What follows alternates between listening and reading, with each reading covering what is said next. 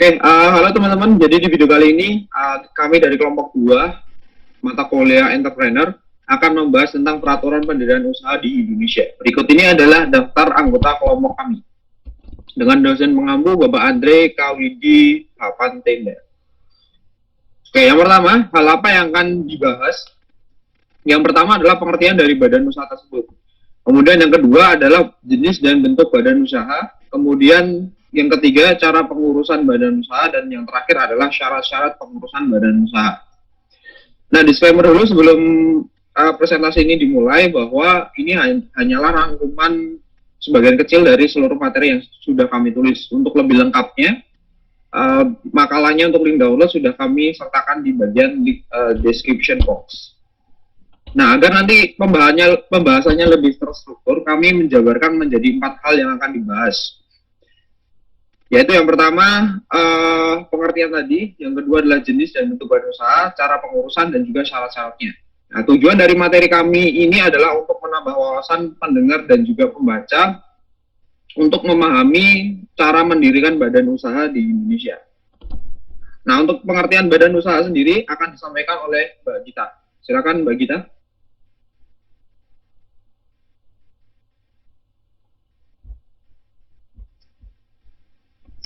Pengertian badan usaha. Jadi, badan usaha merupakan kesatuan hukum, teknis, dan ekonomi yang bertujuan mencari keuntungan atau laba. Keberadaan badan usaha memiliki peran penting dalam kehidupan sehari-hari masyarakat, termasuk di Indonesia.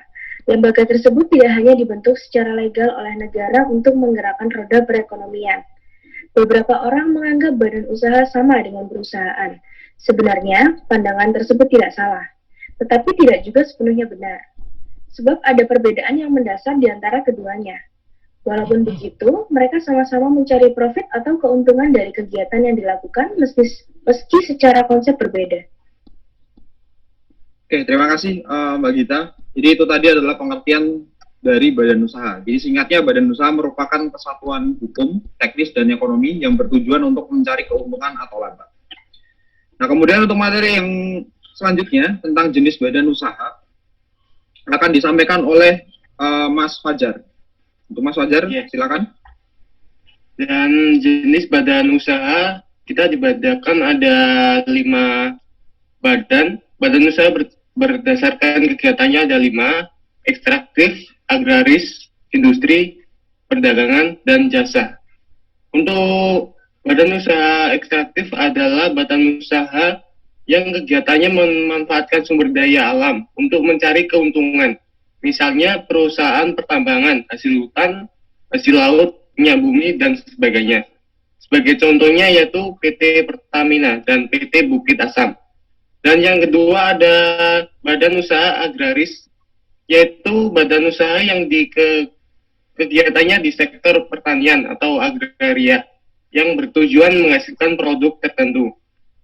Contoh halnya adalah PT Perkebunan Negara. Dan yang ketiga ada badan usaha industri. Badan usaha industri ini adalah badan usaha yang kegiatannya mengubah atau mengolah suatu barang untuk meningkatkan nilai ekonominya. Biasanya juga dikenal sebagai industri manufaktur dengan pengolahan bahan baku dari barang mentah menjadi barang siap pakai. Misalnya, memproduksi serat kayu menjadi kertas, pengolahan benang menjadi kain, dan lain sebagainya. Dan yang keempat ada badan usaha perdagangan, yaitu badan usaha yang kegiatannya yaitu melakukan perdagangan tanpa mengubah bentuknya. Contohnya, bisnis retail seperti Matahari Store, Indomaret, dan Alfamart. Dan yang terakhir, yang kelima adalah badan usaha jasa, yaitu badan usaha jasa ini adalah yang kegiatannya bergerak pada bidang layanan jasa. Baik, terima kasih Mas Fajar. Kemudian untuk materi selanjutnya tentang jenis badan usaha berdasarkan kepemilikan modalnya akan dibawakan oleh Mbak Aisyah. Silakan Mbak Aisyah. Ya, terima kasih Mas Yoga. Jadi jenis badan usaha berdasarkan kepemilikannya modalnya ada 3 jenis, yaitu BUMN, BUMD, dan BUMS. Jadi BUMN merupakan badan usaha milik negara. adalah badan usaha yang modalnya berasal dari negara atau pemerintah. Badan usaha ini bergerak untuk melayani masyarakat sekaligus mencari keuntungan. Contohnya, Perjan, PT Kereta Api, PT Bank Negara Indonesia, PT Angkasa Pura, dan lain sebagainya. Lalu yang kedua, ada BUMD, yaitu Badan Usaha Milik Daerah. BUMD adalah badan usaha yang dimiliki oleh pemerintah daerah. Modal BUMD berasal dari kekayaan pemerintah daerah dan berfungsi untuk melayani kepentingan masyarakat, serta mencari keuntungan. Lalu yang ketiga yaitu BUMS, merupakan badan usaha milik swasta, yang artinya adalah badan usaha ini sebagian besar modalnya dikuasai oleh pihak swasta. Tujuan pendiriannya yaitu mendapatkan keuntungan sebesar-besarnya sekaligus menciptakan lapangan pekerjaan. Terima Baik. kasih Mas Gita. Ya, terima kasih Mbak Aisyah. Kemudian untuk materi selanjutnya tentang bentuk badan usaha akan dibawakan oleh Mas Rizal. Mas Rizal, silakan. Oke, terima kasih Mas Yoga. Bentuk badan usaha meliputi beberapa, ada perusahaan perseorangan, perorangan terbatas, CV, firma, dan koperasi. Perusahaan perseorangan adalah perusahaan yang dikuasai oleh pemilik tunggal, sehingga kegiatan manajemen, tanggung jawab, dan risikonya dikuasai pemilik tersebut.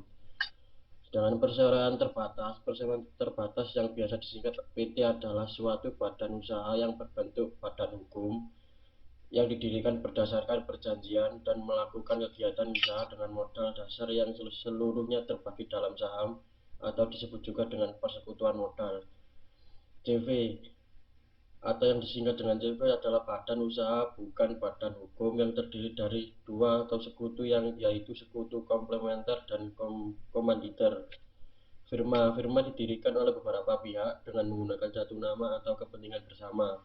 Modal firma berasal dari setoran langsung para pihak yang tertuang dalam kesepakatan.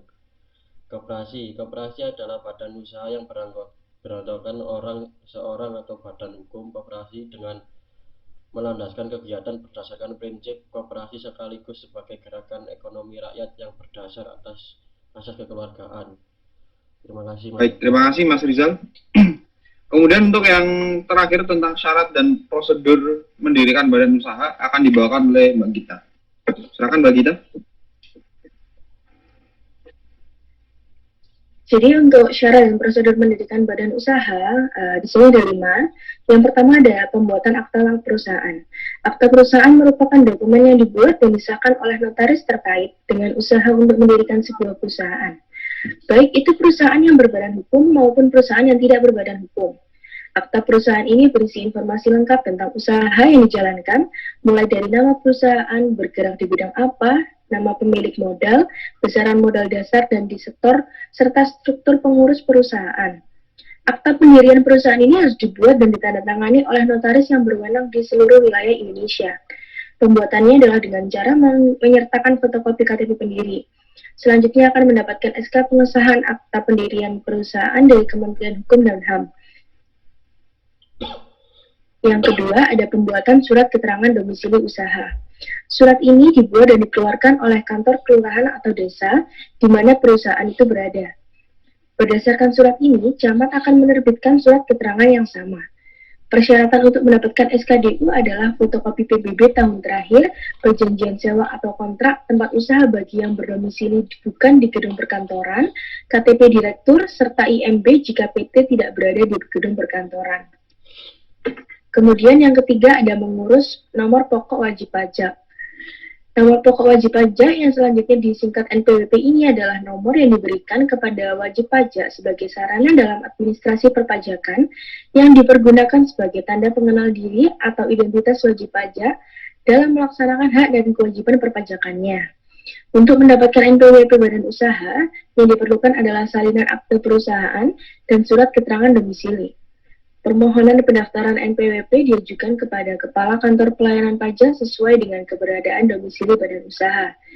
Persyaratan lain yang dibutuhkan adalah NPWP pendiri badan usaha, fotokopi KTP direktur, SKDU, dan akta pendirian badan.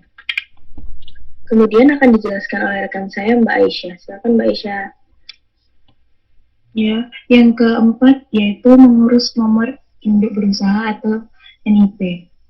Nomor induk berusaha yang merupakan identitas pelaku usaha yang diterbitkan oleh lembaga OSS setelah pelaku usaha melakukan pendaftaran yang berbentuk 13 digit angka acak yang diberi pengaman dan disertai dengan tanda tangan elektronik. NIB ini berlaku sebagai tanda daftar perusahaan atau TDP, angka pengenalan importir atau API, dan pengajuan NIP di OSS baik untuk perusahaan perorangan, badan usaha, dan badan hukum. Dengan memiliki NIP, maka usaha sudah terdaftar. Setelah berhasil mendapatkan NIP, maka proses selanjutnya di OSS adalah mendapatkan izin usaha dan izin komersil atau operasional, termasuk untuk pemenuhan persyaratan izin usaha dan izin komersial atau operasional. Lalu yang kelima yaitu mengurus izin usaha atau izin komersial. Setelah mendapatkan NIP, maka OSS akan mengeluarkan 2 tahap izin, yaitu izin usaha dan izin komersial. Izin usaha adalah izin yang diterbitkan oleh lembaga OSS untuk dan atas nama Menteri Pimpinan Lembaga, Gubernur, atau Bupati. Setelah pelaku usaha melakukan pendaftaran dan untuk memulai usaha, kegiatan sampai sebelum pelaksanaan komersial atau operasional dengan memenuhi persyaratan atau komitmen. Sementara izin komersial atau izin operasional adalah izin yang diterbitkan oleh lembaga OSS untuk atas nama Menteri, Pimpinan Lembaga, Gubernur, atau Bupati Wali Kota setelah pelaku usaha mendapatkan izin usaha dan akan melakukan kegiatan operasional dengan memenuhi persyaratan atau komitmen. Baik, terima kasih Mbak Gita dan Mbak Aisyah. Nah, begitulah tentang perizinan badan usaha yang ada di Indonesia. Kemudian untuk kesimpulan dari materi yang kami bahas di sini adalah yang pertama, jenis badan usaha itu dibagi menjadi 2. Yang pertama adalah berdasarkan kegiatan dan juga kepemilikan modal. Nah, untuk kegiatan sendiri tadi ada ekstraktif, agraris, dan masih banyak lagi. Untuk kepemilikan modal ada BUMN, BUMS, BUMD, dan masih banyak lagi. Kemudian untuk yang kedua, bentuk badan usaha meliputi perusahaan perseorangan, PT, CV, kemudian firma, dan juga koperasi. Untuk syarat-syaratnya, yang pertama, pelaku badan usaha atau pemilik badan usaha harus membuat yang namanya akte perusahaan. Yang kedua, pembuatan surat keterangan domisili atau SKDU. Kemudian nomor pokok wajib pajak atau NPWP, nomor izin berusaha atau NIB, dan juga yang terakhir adalah mengurus izin usaha komersil. Baik, sekian presentasi dari kami.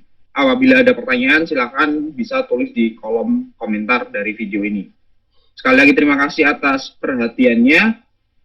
Apabila kami ada kekurangan atau salah kata, kami mohon maaf. Semoga semua materi yang kami sampaikan dapat bermanfaat. Sekian dan terima kasih.